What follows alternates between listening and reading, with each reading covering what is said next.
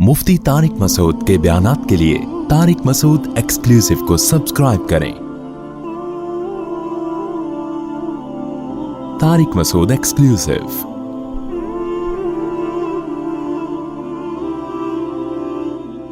कि जो हक की दावत है उसमें लालच नहीं होनी चाहिए। अगर उसमें आप लालच में आ गए तो आपका विजन बर्बाद होगी। तो पैसे कमाएं, लेकिन वो तरीके से जो पैसे कमाने का प्रॉपर तरीका है उससे कमाना चाहिए। नसीहत करके चूरन न बेचा जाए। जैसे बस में एक बंदा चढ़ के नमाज रोज़े की तरगीब देता है और फिर चूरन निकाल के कहता है कि ये हाजमे का बेहतरीन चूरन है। तो ये काम बहुत ही बुरा है, गैर अखलाकी है। लोग इससे दीनदारों से बदगुमान होते हैं, लेकिन लोगों में भी शऊर नहीं है कि भाई दीनदार के ब्लड टेस्ट करने से थोड़ी पता चलता है कि ये दीनदार है। ये तो हरकतों से पता चलता है ना।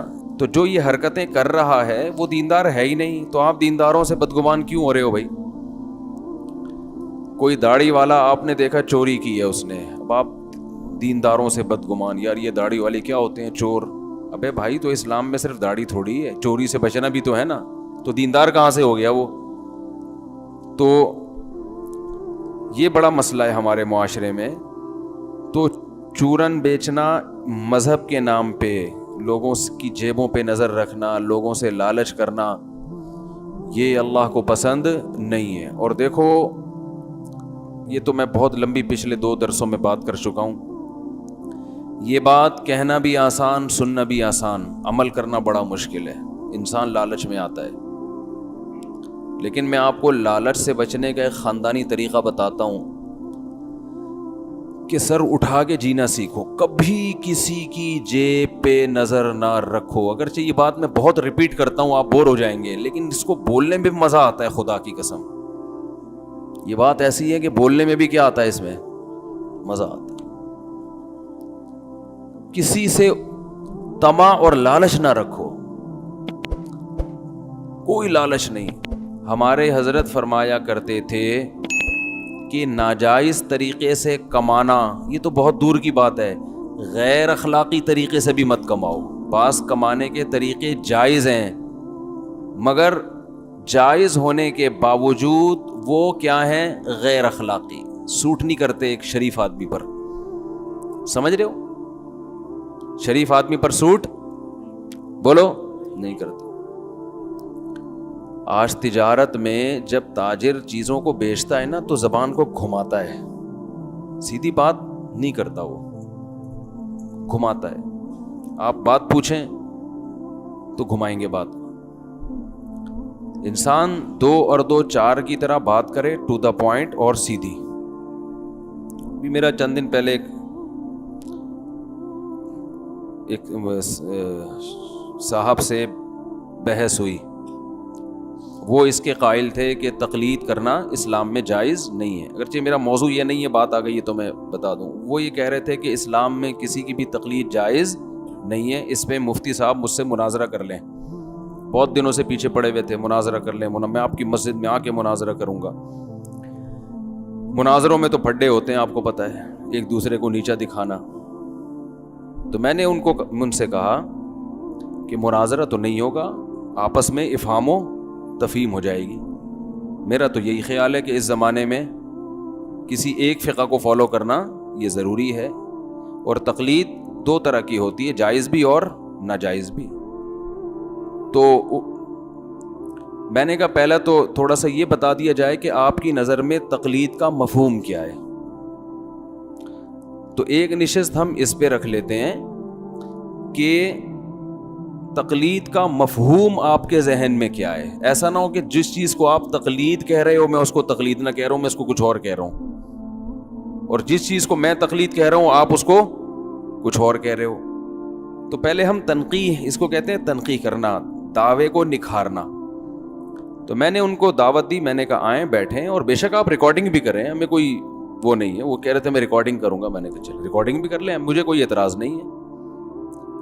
مجھے ساتھیوں نے کہا کہ آپ اپنے کیمرے سے بھی ریکارڈنگ کریں تاکہ کوئی خیانت نہ ہو. میں نے کہا چھوڑو, کیا خیانت ہوگی, ہم تو کوئی نہ مباحث مناظرہ ہو رہا ہے نہ کوئی ایک دوسرے کو نیچا دکھانے کی کوشش.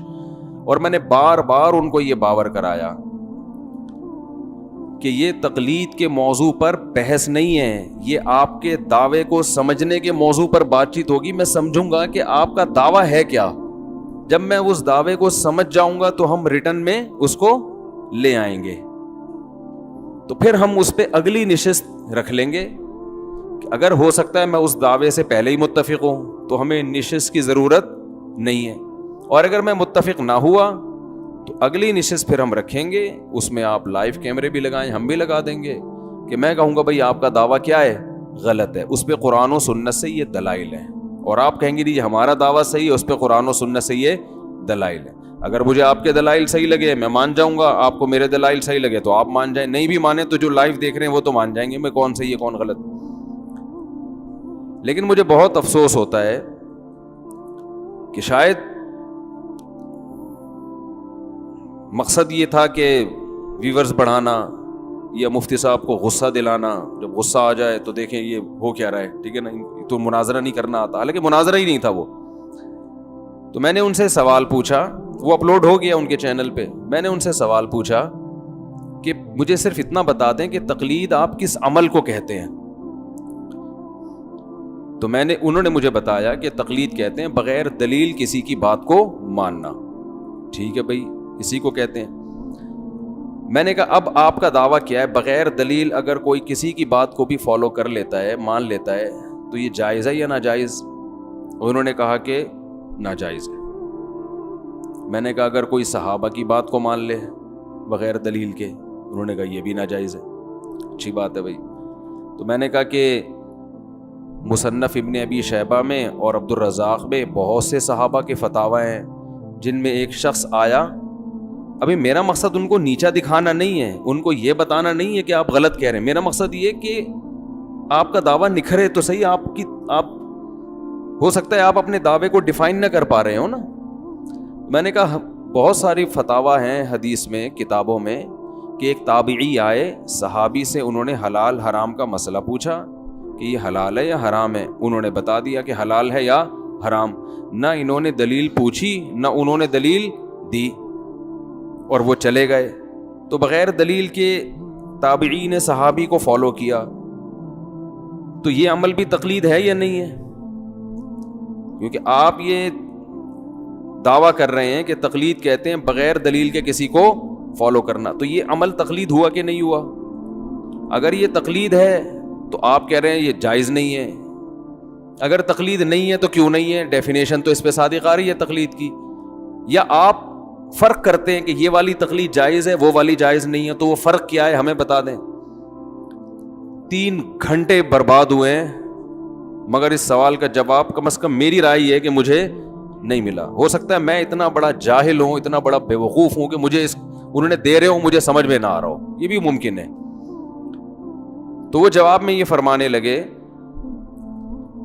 کہ کیونکہ وہ مناظرہ انہوں نے ڈال دیا ہے نا, تو مجھے بھی تو حق ہے نا کہ میں اس کی حقیقت بیان کروں, کیونکہ اس پہ نیچے لوگ بہت برا بلا کہہ رہے ہیں مجھے کہ مفتی صاحب کو غصہ آ رہا ہے, مفتی صاحب تقلید پر دلائل نہیں دے رہے. یہ نیچے کمنٹس ہیں لوگوں کو, مفتی صاحب قرآن کی آیتیں نہیں پڑھ رہے, مفتی صاحب کوئی ریفرنس نہیں دے رہے. بھائی ہم قرآن کی آیتیں بھی پڑھیں گے, ہم ریفرنس بھی دیں گے, جب دیں گے جب بات شروع ہوگی, بات اس پہ شروع ہوگی کہ آپ کا دعویٰ صحیح ہے یا غلط ہے. پہلے دعویٰ تو سامنے آئے. لیکن وہ کیا ہے, وہ انہوں نے فوراً قرآن کی آیتیں پڑھنا شروع کر دیں. وَلَا تَقْفُ مَا لَيْسَ لَكَ بِهِ عِلْمٌ, جس چیز کا علم نہیں ہے اس کو فالو مت کرو. بہت زبردست آیت ماشاءاللہ. تو یہ جو تابعین نے صحابی کو فالو کیا, یہ کیا تھا پھر؟ تو وہ پھر کہنے لگے کہ قرآن کی آیتوں کی جتنی مفسرین نے تفسیریں بیان کی ہیں یہی تفسیر ہے. میں نے کہا بھائی تفسیروں کو ایک طرف رکھیں آپ, ابھی بات یہ ہو رہی ہے کہ آپ کا دعویٰ کیا ہے. اگر آپ تقلید کی یہ تعریف کرتے ہیں کہ بغیر دلیل کسی کو فالو کرنا, تو تابعین نے جو صحابہ کو بغیر دلیل کے فالو کیا اس پہ قرآن کی پھر یہ آیت فٹ آ رہی ہے نا. انہوں نے تو قرآن کی دھجیاں اڑا دی, پھر مخالفت کی. جب انہوں نے قرآن کی مخالفت کی ہے تو آپ قرآن کی کوئی ایسی تفسیر بیان کریں کہ صحابہ کے اس عمل کو قرآن کے خلاف یہ نہ جائے. پھر وہی تفسیر بیضاوی میں لکھا ہے, تفسیر ابن کثیر میں بھی لکھا ہے, فلانی میں بھی لکھا ہے. تو مجھے غصہ آ گیا, میں نے کہا بھائی بھاڑ میں جائے یار, بات کیا ہو رہی ہے. تو 1.5-2 گھنٹے, اور نیچے لوگوں کے کمنٹس آ رہے ہیں کہ بھائی وہ سامنے والے تو دلائل پہ دلائل دیے جا رہے ہیں, قرآن کی آیتیں اور ریفرنس اور تفسیروں کی کتابیں, اور مفتی صاحب نے اب تک ایک آیت بھی نہیں پڑھی اور اب تک ایک کتاب کا حوالہ بھی نہیں دیا. تو اور پھر جب ظاہر ہے میں درجنوں کام تھے, تھک ہار کے انسان بیٹھا ہو, اور پہلے یہ کئی بار بات ہو چکی ان سے کہ ابھی میں آپ کو سمجھوں گا آپ کا دعویٰ ہے کیا. بحث نہیں ہوگی, دلائل کی بات نہیں ہوگی, ابھی تو یہ ہے کہ آپ کا دعویٰ ہے کیا. اگر یہ تقلید ہے اور اس کو ناجائز کہتے ہیں تو صحابہ میں جو ہوا یہ کیوں جائز ہے پھر؟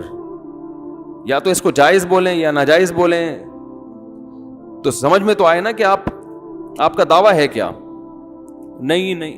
پھر وہ مجھے کہنے لگے کہ آپ مصنف ابن ابی شیبہ میں ایسی حدیثیں دکھائیں جن میں تابعین نے صحابہ سے مسئلہ پوچھا ہو اور صحابی نے بغیر دلیل کے بتایا اور تابعی نے اس کو فالو کیا, اس کا حوالہ دیں. میں نے کہا میں حوالہ دوں گا اس کا, آپ کہیں کہ ایسا نہیں ہے, مصنف ابن ابی شیبہ میں ایسا نہیں ہے. آپ انکار کریں تو میں حوالہ دوں گا, کیونکہ میں تو یہاں کتابیں لے کے نہیں بیٹھا, تو مناظرے کے لیے آیا ہی نہیں ہوں نا. آپ کہیں کہ حدیث کی کتابوں میں ایسا نہیں ہے. انہوں نے کہا نہیں, میں انکار نہیں کر رہا. جب آپ مان رہے ہیں تو مجھے حوالہ دینے کی کیا ضرورت ہے؟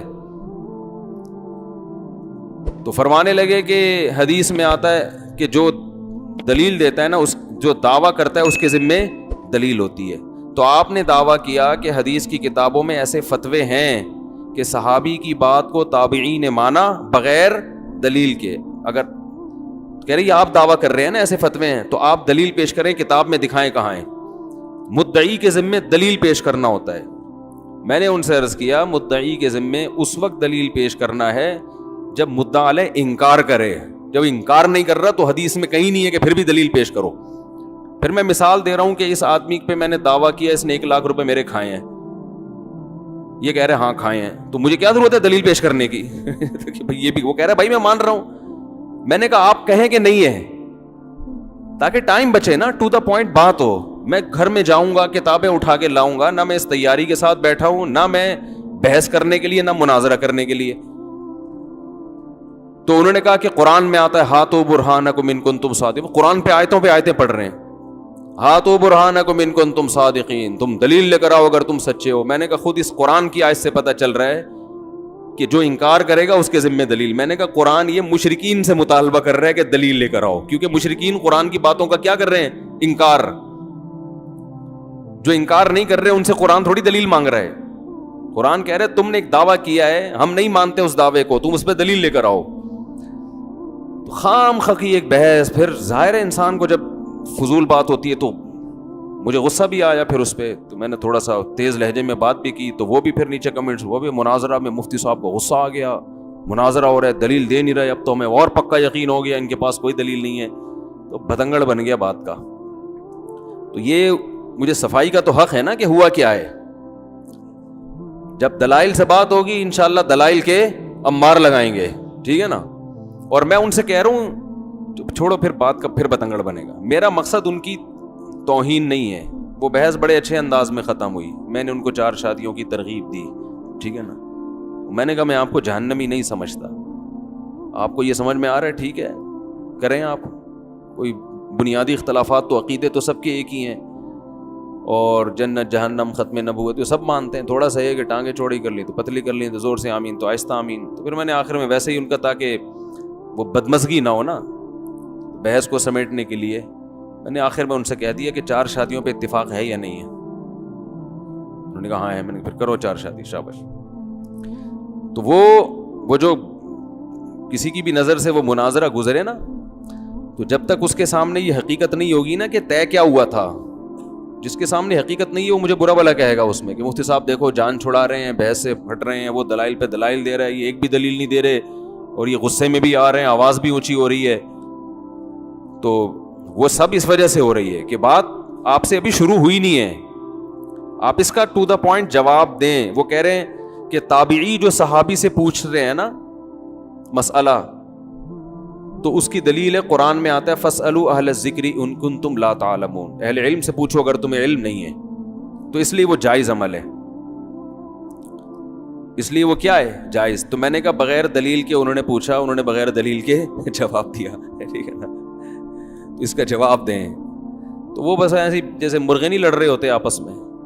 تو مجھے اندازہ ہوا کہ یہ حساب صحیح نہیں ہے, تو ویورشپ تو بڑھ جاتی ہے اس سے. بہرحال پھر بھی میرے لیے قابل احترام ہے, دوبارہ بھی آنا چاہیں گے تو منع نہیں کریں گے, لیکن پھر میری بھی غلطی ہے کہ مجھے اسی پہ قائم رہنا چاہیے. میں نے پھر شادیاں اور یہ ادھر ادھر دائیں بائیں, تو وہ اگر کوئی سنے نا وہ, تو یہ میری پوری تقریر سننے کے بعد سنے. وہ اول تو ضرورت نہیں ہے, دماغ خراب ہونے کے علاوہ کچھ بھی حاصل نہیں ہوگا, ٹائم ویسٹنگ. تو نہ وہ مناظرہ تھا, نہ وہ بحث تھی, نہ ڈیبیٹ تھی, وہ یہ تھا کہ آپ کا دعویٰ ہے کیا, آپ کا دعویٰ ہے کیا. پھر آخر میں انہوں نے مجھ سے پوچھا میرا دعویٰ کیا ہے. میں نے کہا میرا دعویٰ یہ ہے کہ تقلید اور اتباع ایک ہی چیز کے دو نام ہیں. اس پہ دلائل تو پھر بعد میں دیں گے نا, اس پہ تو ہم دھڑا دھڑ دلائل لیں گے انشاءاللہ. وہ پھر بزرگوں کے حوالے دینا شروع کرتے ہیں, آپ کے فلاں بزرگ نے لکھا کہ تقلید الگ چیز ہے, اتباع. بزرگوں کو ابھی کیا لگاؤ سائیڈ پہ, مناظرے میں بزرگ نہیں آتے ہیں. جب بات ہو رہی ہے تو قرآن و سنت سے ہوگی. بزرگوں نے تو لکھا, میں نے ان سے کہا گورنمنٹ کی طرف پہ سے لکھنے پر کوئی پابندی نہیں ہے. ہم دیکھ رہے ہیں کہ قرآن نے جس لفظ کو اتباع کہا ہے وہی تقلید ہے. تو اس کی دو قسمیں, ایک تقلید علی وجہ البصیرہ اور ایک اندھی تقلید. تو قرآن نے دونوں تقلیدوں, پہلے تو میں بات ہو گئی ہے تو کمپلیٹ کر لوں. اتباع کہتے ہیں کسی کو فالو کرنا, دلیل سے فالو کرنا, دلیل کی اتباع کہلائے گا, بندے کی اتباع نہیں کہلائے گا. قرآن کہہ رہا ہے اتبع سبیل من اناب الی, اس سے راستے کی اتباع کرو جو میرے راستے پہ چل رہا ہے. کیا مطلب؟ جو اللہ کے راستے پہ چل رہا ہے اس کا برحق ہونا دلیل سے ثابت ہو گیا. جب اس کا برحق ہونا دلیل سے ثابت ہو گیا تو اس کو فالو کرنے کے لیے الگ سے کسی دلیل کی ضرورت نہیں ہے کہ ہر چیز پہ آپ اس سے دلیل پوچھیں. تو مجتہدین کا برحق ہونا اجماع امت سے ثابت ہے. اب ایک عامی آدمی اگر مجتہد کو فالو کرتا ہے تو یہ وہ اتباع ہے جس کا قرآن نے ذکر کیا ہے. اگر آپ یہ کہتے ہیں کہ اتباع دلیل سے ہوتی ہے اور جو بغیر دلیل کے ہو وہ تقلید ہے, تو اشکال سب سے بڑا یہ ہوتا ہے کہ قرآن کہتا ہے وَإِذَا قِيلَ لَهُمُ اتَّبِعُوا مَا أُنزِلَ إِلَيْكُمْ, کہ جو اللہ نے قرآن نازل کیا ہے اس کی اتباع کرو. تو یہ کہتے ہیں بل نتبع ما وجدنا علیہ آباءنا, جس پر ہم نے اپنے باپ دادا کو پایا نا ہم اس کی اتباع کریں گے. تو باپ دادا پہ جس چیز پہ انہوں نے پایا اس کی دلیل سے اتباع کر رہے تھے بغیر دلیل کے, بغیر دلیل کے. لیکن قرآن نے اس بغیر دلیل کے فالو کرنے کو کیا کہا ہے؟ اتباع. لیکن فرق کیا ہے؟ قرآن نے کہا اولو کان آباؤہم لا یعقلون شیئا ولا یہتدون, تمہارے باپ دادا کے دماغ میں نہ کھوپڑی ہے, کھوپڑی میں نہ دماغ ہے اور نہ ان کے پاس علم ہے, پھر بھی ان کی اتباع کرو گے. تو قرآن ان کے بے دلیل کسی کو فالو کرنے کو منع نہیں کر رہا, قرآن ان کے بے دلیل ایسے شخصیت کو فالو کرنے کو منع کر رہا ہے جن کا خود برحق ہونا دلائل سے ثابت نہیں ہے. تو جب کسی کا برحق ہونا دلائل سے ثابت ہو جائے تو پھر اس کی تقلید کرنا جو اتباع ہی ہے, ایک ہی چیز کے دو نام ہیں, وہ پھر اندھی تقلید نہیں ہے. تو تابعی نے صحابی سے سوال پوچھا حلال ہے حرام ہے, صحابی نے جواب دے دیا, نہ انہوں نے دلیل پوچھی نہ دلیل دی, تو یہ جائز تقلید ہے. اس لیے کہ یہ کسی جاہل کی نہیں ہو رہی, یہ صحابی کی ہو رہی ہے جن کا علم اس تابعی سے زیادہ ہے. تو ایک عامی آدمی اگر کسی مجتہد کی تقلید کرتا ہے, جس کو آپ بھی مجتہد مانتے ہو میں بھی مانتا ہوں, جس کے برحق ہونے پر اجماع ہو چکا ہے, تو ایسے شخص کی تقلید اتباع ہی ہے. یہ آپ اس کو نام چینج کر دیں, اتباع کہہ دیں. ایسے کو فالو کرنا کیا ہے؟ جائز ہے. یہ فالو کا لفظ انگلش میں آسان ہے, جو دونوں پہ صادق آتا ہے. آپ کو اگر یہ اس لفظ سے چڑھے تو ہم بھائی امام حنیفہ کے مقلد نہیں, ہم ان کے متبع ہیں, ختم ہو گئی بات, ٹھیک ہے نا. اس میں کیا جا رہا ہے؟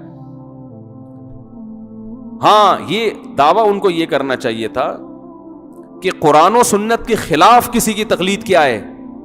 غلط ہے. یعنی دو تقلیدیں غلط ہیں. ایک یہ جس کا برحق ہونا ہی ثابت نہ ہو, جیسے مشرکین اپنے باپ دادا کی اندھی تقلید کرتے تھے, برحق ہونا ہی ثابت نہیں ہے, ان کی تقلید بھی حرام. یا جس کا برحق ہونا تو ثابت ہے لیکن کسی خاص مسئلے میں پتہ چل جائے کہ ان سے غلطی ہوئی ہے, قرآن و سنت اس کے خلاف ہے, تو پھر قرآن و سنت کے خلاف کسی عالم کی تقلید یہ حرام ہے. اس کو تو ہم بھی حرام کہتے ہیں, اس کو تو ہم بھی کیا کہتے ہیں, حرام کہتے ہیں. پھر اس پر آپ مثالیں دیں کہ جی مفتی صاحب آپ حرام کہتے تو ہیں لیکن عملاً حرام سمجھتے نہیں ہے, کیونکہ دیکھو ابو حنیفہ کے فلاں قول بھی قرآن و سنت کے خلاف, فلاں بھی, پھر بھی آپ کس کو فالو کر رہے ہو, ابو حنیفہ کو. تو پھر ہم آپ کو بتائیں گے کہ وہ آپ کو لگ رہا ہے کیونکہ آپ کے پاس وہ علم نہیں ہے, لگ رہا ہے قرآن و سنت کے خلاف, حقیقت میں وہ قرآن و سنت کے خلاف نہیں ہے. اور میں آپ کو بتاتا ہوں بہت سے قول قرآن و سنت کے خلاف ہیں لیکن آپ اس میں قرآن و سنت کو نہیں, اپنے مولویوں کو فالو کر رہے ہو 15ویں صدی کے. ان کا قرآن و سنت کے خلاف ہونا میں ثابت کروں گا, اور میں یہ بھی ثابت کروں گا کہ 100% قرآن و سنت کے خلاف ہونے کے باوجود آپ اس میں اپنے مسلک کو چھوڑنے کے لیے تیار نہیں ہو. پھر بحث کا مزہ آتا. تو یہ تو اگلے سٹیپ پہ بحث ہونی تھی نا. تو اس لیے جن لوگوں نے بھی میری وہ بحث سنی ہے نا, تو ان کو اس کی پہلے بیس پتہ ہونی چاہیے, اس بحث کی بیس کیا تھی.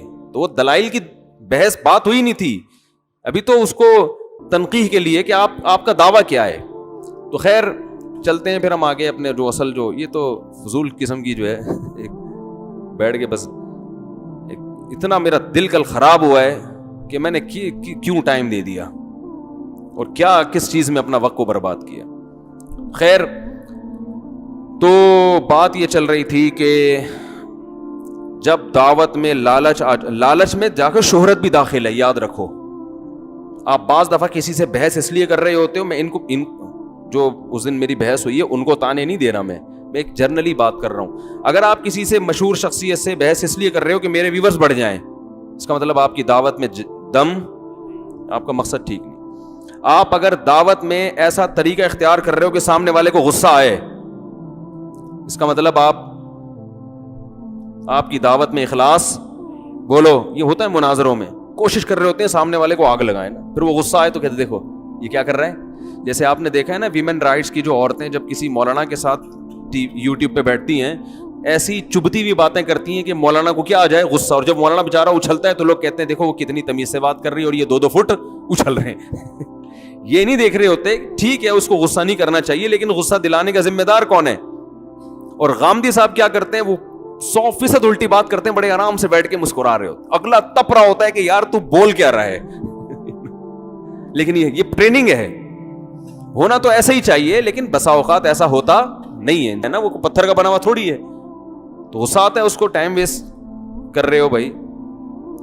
تو یہ جو ویمن رائٹس کی عورتیں ہیں نا, یہ بہت تمیز سے نا وہ کرتی ہیں کہ سامنے والے کو تپا دو. جیسے وہ کیا ہے ڈراموں کا رائٹر, خلیل نام ہے, خلیل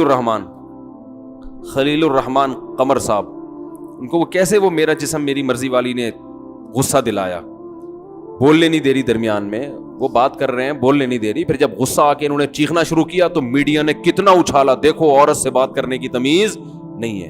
حالانکہ وہ 100% درست, یہ کوئی نعرہ ہے میرا جسم میری مرضی, اس پہ غصہ نہیں آئے گا غیرت مند آدمی کو.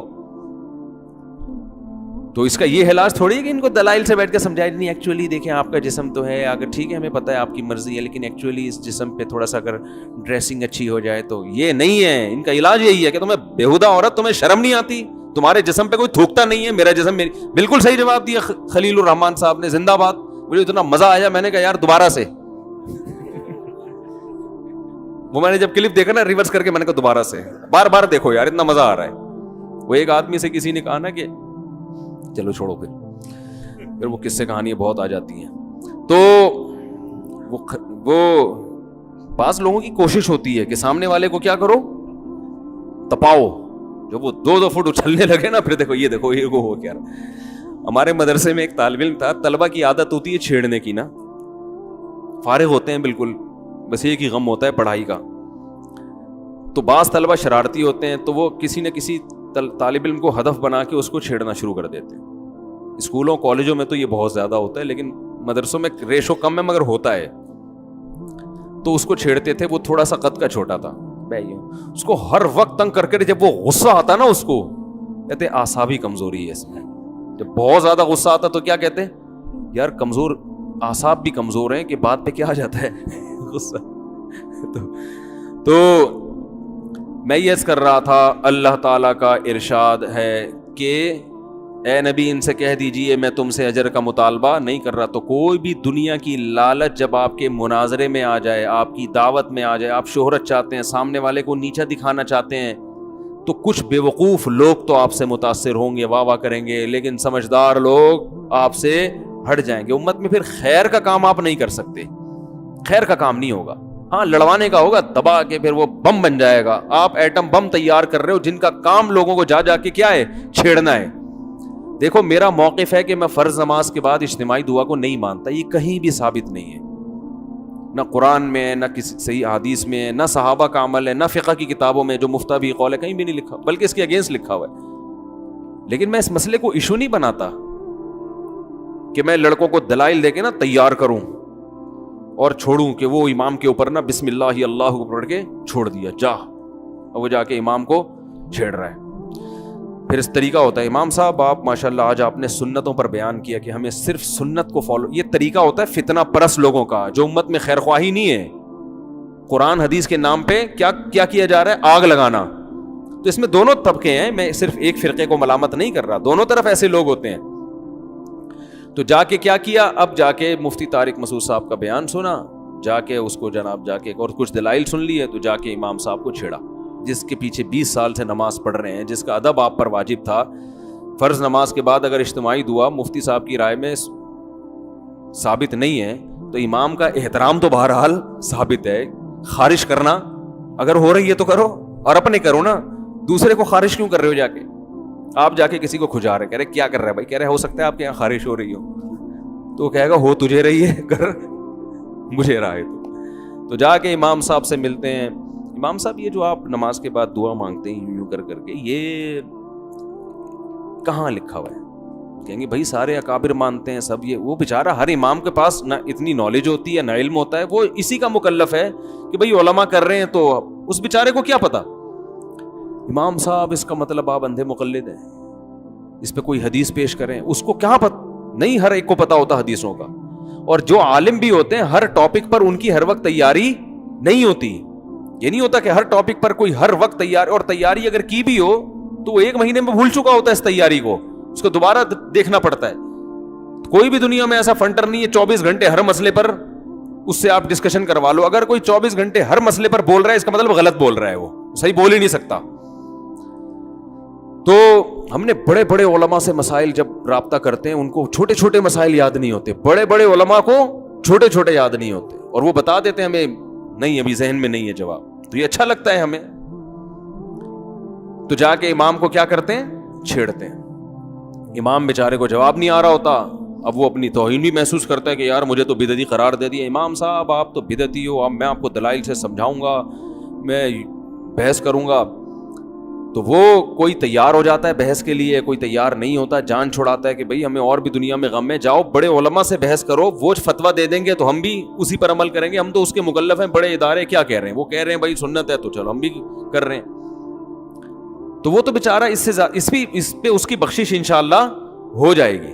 اور پھر بدعت کی نوعیت کیا ہے, کوئی شرک اور کفر کا مسئلہ تو نہیں ہے نا. بذات خود تو فرض کے بعد دعا کی فضیلت ہے, یہ کیفیات ثابت نہیں ہے. تو ایک چیز کی اصل ثابت ہے, یہ کیفیات نہیں ہے, تو معاملہ تھوڑا سا کیا ہو گیا, ہلکا ہو گیا. اور یار بدعت بھی ہے, تو مسجدوں میں نفرتیں پھیلانا اور چھوٹی چھوٹی باتوں پہ امت کو لڑوانا, یہ تو اس سے بڑی بدعت ہے نا. نبی صلی اللہ علیہ وسلم نے بیت اللہ کی 4 دیواری کو مختصر کر دیا, بڑا نہیں کیا, کہ اگر میں بڑا کروں گا, ابراہیم علیہ السلام نے جہاں تک کھینچا تھا وہاں کروں گا, تو مشرکین مکہ کہیں گے تم تو قبلہ ہی بدل رہے ہو. کوئی بات نہیں, اس کو ایسا ہی رہنے دو, طواف لمبا کر لیا کرو وہیں سے. تو امت میں توڑ پیدا نہ ہو, امت میں جوڑ رہے, مسجدوں کا ماحول اچھا رہے. اس کی حکمت کا تقاضا یہ ہے کہ آپ نہ مانگیں, دوسرے کو ایک دفعہ سمجھا دیں, سمجھ میں آ گیا ٹھیک ہے, ورنہ اس کو اپنے حال پہ چھوڑ دیں. میں تو یہاں تک اہتمام کرتا ہوں کہ میں جب جماعت میں پیچھے کھڑے ہو کر نماز پڑھتا ہوں, امام دعا مانگ رہے تو میں ہاتھ نیچے کر کے بیٹھا رہتا ہوں, اٹھ کے نہیں جاتا میں, اس لیے کہ سب مڑ کے دیکھیں گے یہ ان کو کیا ہو گیا, کیوں جا رہے ہیں یہ. تو پھر وہ سب پوچھیں گے کیوں جا رہے ہو, پھر میں بتاؤں گا, بڑا مزہ آئے گا, کیونکہ یہ ثابت نہیں ہے اور میں تو قرآن و سنت پہ عمل کرتا ہوں, لہٰذا میں کیا کر رہا ہوں, جا رہا ہوں. لوگ کہیں گے واہ یار, پوری مسجد میں ایک آدمی ہے جس کو قرآن و سنت سمجھ میں, باقی سارے وہ تو پکوڑے بیچ رہے ہیں. تو اصلاح کا یہ طریقہ نہیں ہے. اصلاح کا طریقہ یہ ہے کہ آپ اپنے لیول کے آدمی سے بات کر لیں, یا جو آپ کے ماتحت ہیں ان کو سمجھا دیں. جیسے آپ لوگ مجھے فالو کرتے ہیں, آتے ہیں, مسائل پوچھتے ہیں, تو میں اپنی رائے آپ کے سامنے بتا دیتا ہوں, اور پھر یہ بھی بتا دیتا ہوں پھٹا کرنے کی ضرورت نہیں ہے. تو رائے کا اظہار بھی کرنا ہے, اور وہ اظہار بھی کس طرح سے ہوگا, تمیز سے ہوگا. تو اسی وجہ سے ہم تو 20 سال سے قائل نہیں ہیں اس کے, لیکن میری وجہ سے یا ہمارے جو علماء اس کے قائل ہیں ان کی وجہ سے کسی مسجد میں کبھی جھگڑا نہیں ہوا, کوئی کسی امام سے بدگمان نہیں ہوا. میں نے جس امام کے پیچھے 20 سال یا 30 سال نماز پڑھی ہے, وہ ہر نماز کے بعد اجتماعی دعا مانگتے تھے. ہم نے بھی ان کو ایک دفعہ محبت سے, خود نہیں, کیونکہ چھوٹا آدمی بڑے کو سمجھائے گا انسلٹ, کسی بڑے سے کہلوایا تو وہ نہیں مانے. کوئی بات نہیں یار, 20 سال جس کے پیچھے نماز پڑھی ہے اور پڑھ رہے ہیں, اور ان سے اور کتنی اچھی باتیں ہم نے سیکھی ہیں, کتنی موٹیویشن ملتی ہے ان سے, ہمیں گناہ چھوڑو, نیکی کی طرف آؤ, سنت کو فالو کرو. ایک چیز میں ان کی رائے نہیں ہے تو کیا ہو گیا, تو ان خوبیوں کو دیکھا ان کا, تبھی جب بھی ان کو پتا تھا کہ یہ نہیں کرتا مانگتا, لیکن ملتے تھے بڑے اچھے طریقے سے.